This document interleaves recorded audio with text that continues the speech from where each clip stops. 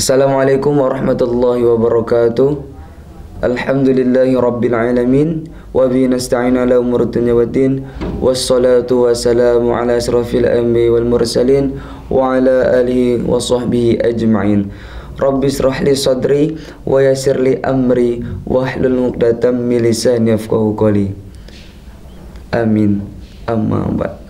Pemirsa Al-Imaniyah TV yang dirahmati Allah Subhanahu wa taala, dimanapun Anda berada, bersuci itu tidak hanya menggunakan air, tapi bersuci itu boleh menggunakan batu dengan syarat dalam kondisi mendesak atau darurat.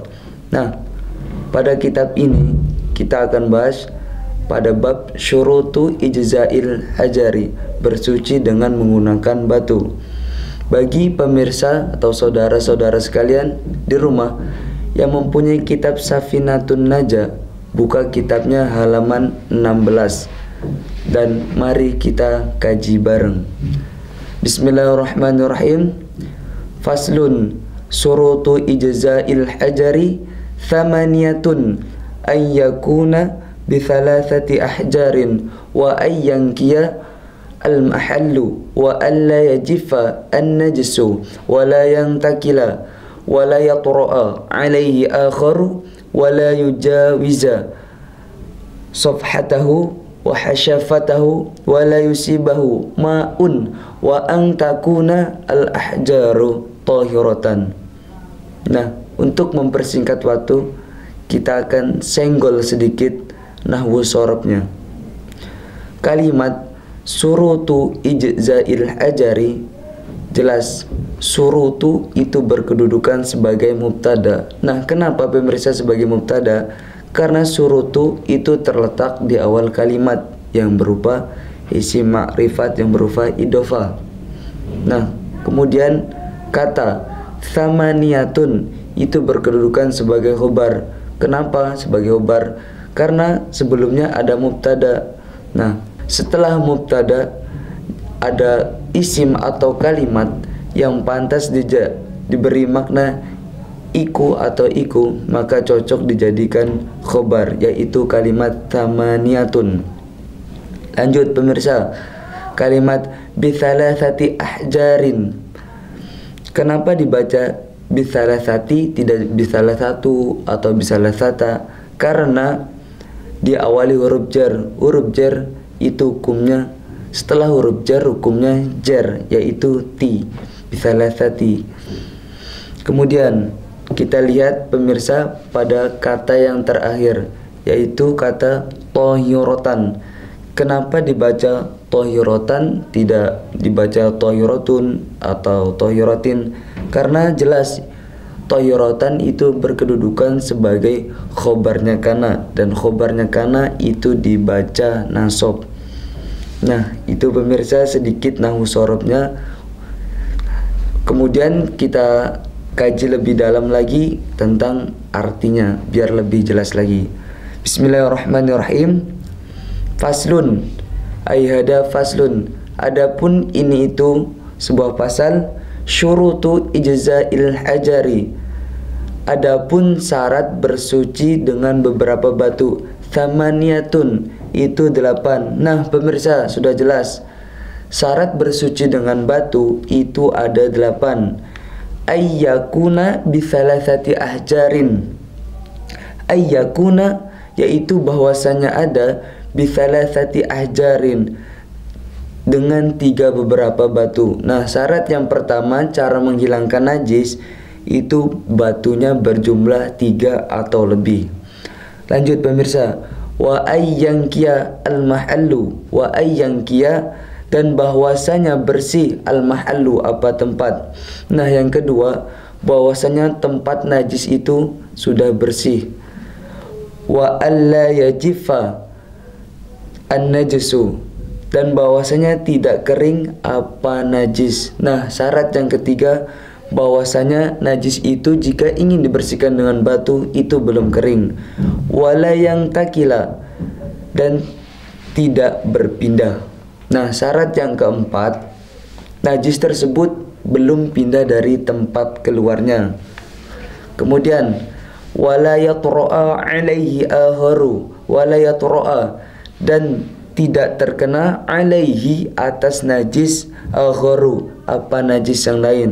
Dan syarat yang kelima pemirsa, bahwa najis tersebut belum terkena najis yang lain. Wala yujawiza safhatahu wa hasyafatahu, wala yujawiza, dan tidak melewati safhatahu, pada pantatnya orang, wa hasyafatahu, dan hasafahnya orang. Dan syarat keenam pemirsa, najis tersebut belum melewati pada pantatnya orang dan hasafahnya orang. Lanjut, wala yusibahu ma'un, dan tidak terkena ma'un, apa air. Nah, syarat yang ketujuh, bahwasanya najis tersebut belum terkena air. Wa ang takuna al ahjaru tahiratan, wa ang takuna, dan bahwasanya ada al ahjaru, apa beberapa batu, tahiratan, itu suci. Dan syarat yang kedelapan, membersihkannya najis itu dengan batu yang suci. Nah pemirsa El Imania TV dimanapun Anda berada, jadi kita sudah bahas bersama-sama tentang kitab atau bab Surutul Ijza'il Hajari. Nah pemirsa, jadi bersuci itu tidak hanya menggunakan air, tapi bersuci itu boleh menggunakan batu jika dalam kondisi mendesak atau darurat. Wallahu alam bisawab. Sekian, terima kasih. Wassalamualaikum warahmatullahi wabarakatuh. Alhamdulillahirabbil alamin. Setelah saya menyimak dan saya lihat dari cara untuk menjelaskan nahwu sorofnya dan beberapa makna dari kitab tersebut, untuk sekelas santri yang belajar di Al-Iman kurang lebih berjalan 3 tahun, ya itu sudah cukup bagus. Namun ada beberapa kelemahan di anak tersebut. Yang pertama, ketika menerangkan surutu idza'il hajari fil istinja.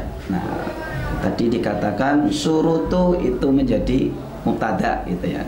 Padahal itu satu rangkaian, karena di situ makrifat karena idhofah. Nah, di situ ada idhofah itu susunan kata 3 atau 2 atau lebih.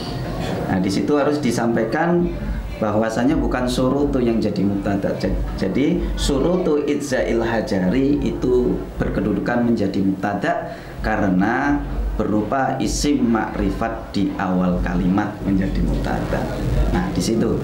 Kemudian ada lagi di situ tidak mencantumkan fa'il atau pelaku, ayyakuna bisalah sati ahjarin. Nah, di situ dikatakan tadi ayyakuna, bahwasanya ada apa. Nah, harusnya kan seperti itu. Idza'il hajari, ya, menghilangkan najis dengan batu. Nah, itu bisalah sati ahjarin dengan 3 batu. Nah, begitu juga ini kelemahannya nampaknya di mungkin fa'ilnya, ya. Nah, itu di situ kelemahannya. Tapi insya Allah dengan dibiasakan, karena membaca kitab ini harus di samping kebiasaan dan juga paham nahwu sorofnya, juga harus zauq, ya, perasaan, siakul kalamnya harus disesuaikan. Kemudian tadi di situ menerangkan yang terakhir itu tadi wa antakuna al ahjaru tohirotan. Seharusnya sebelum mengatakan tohirotan itu sebagai khobar, sebaiknya dibaca dulu dari awal gitu ya. Wa antakuna al ahjaru tohirotan. Nah, tohirotan ini kenapa menjadi khobar, kan seperti itu harusnya, karena itu merupakan khobarnya kana, ya, baru gitu. Jadi enggak penasaran kok tiba-tiba tohirotan ini jadi khobarnya kana, kan itu. Jadi jadi kurang jelas. Seandainya orang memang menyimak dan pengen bisa tentang nahwu sorobnya, tentu terjadi kebingungan. Tapi bagus juga dengan seperti itu nanti akan datang ke Al-Iman untuk belajar.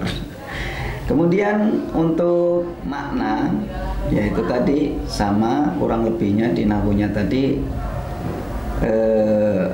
kurang fa'ilnya ya, kurang fa'ilnya. Jadi untuk menjelaskannya itu kurang jelas. Seperti wa ayyakuna bisalasati ahjarin. Nah, jika ingin menghilangkan najis dengan batu, ya, syaratnya itu dengan 3 batu, itu salah satunya, harusnya seperti itu. Yang kedua, nah, sepertinya harusnya seperti itu.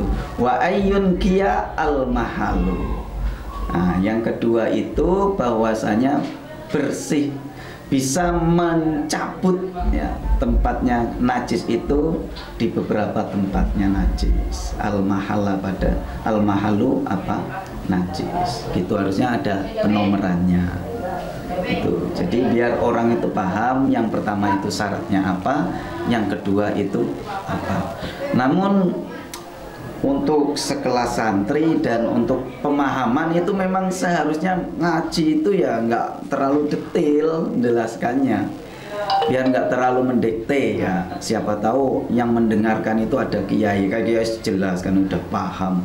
Jadi kalau yang belum paham ya biar datang ke Al-Iman untuk ngaji. Untuk Bang Bayu Agustino sudah kelas 12 yang insya Allah apabila tidak ngabdi di pondok otomatis akan terjun di masyarakat, maka nanti itu merupakan PR. Jadi harus lebih jauh lagi, tingkatkan lagi belajarnya, semangat belajarnya untuk bisa menjadi penerang di daerahnya. Maka dari itu saya harapkan untuk lebih giat dalam belajar untuk memahami fikih, karena di akhir zaman ini banyak ilmu itu yang tidak terwariskan.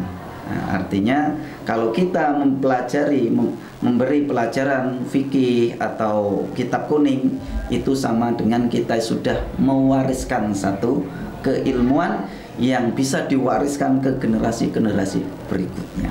Mungkin itu saja. Wallahu a'lam bishawab. Wassalamualaikum warahmatullahi wabarakatuh.